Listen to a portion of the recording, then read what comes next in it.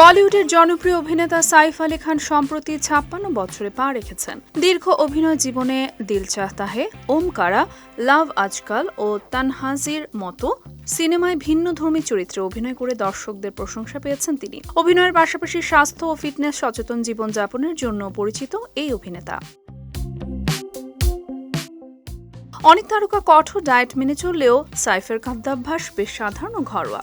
এক সাক্ষাৎকারে তিনি জানান, সুস্থ থাকতে দামি খাবার বা কঠিন ডায়েটের প্রয়োজন নেই, বরং পরিমিত ও নিয়মিত খাবারই তার কাছে বেশি গুরুত্বপূর্ণ। খাওয়া দাওয়া নিয়ে নিজের দৃষ্টিভঙ্গি ব্যাখ্যা করতে গিয়ে সাইফ বলেন, আমি মূলত বেঁচে থাকার জন্য খাই। খাবার আমার জীবনের প্রথম আকর্ষণ নয়। ফিট থাকতে হবে বলেই আমরা সাধারণ খাবার খাই। এমনকি পাতৌ দিতেও আমি ও কারিনা খুবই সাধারণ খাবার খেয়ে থাকি। সাইফের দিন শুরু হয় ডিম ও টোস্ট দিয়ে। দুপুরে তিনি সাধারণত হালকা নিরামিষ খাবার খান।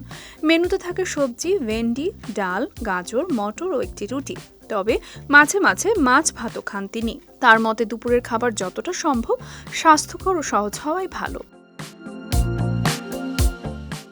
শুটিংয়ে খাবার নিয়ে বেশ সচেতন সাইফ আলী খান। ইউনিটের খাবার এড়িয়ে অনেক সময় বাড়ির তৈরি খাবার সঙ্গে রাখেন তিনি। ভারী খাবারের বদলে সাধারণ ও পরিমিত খাবারই তার পছন্দ।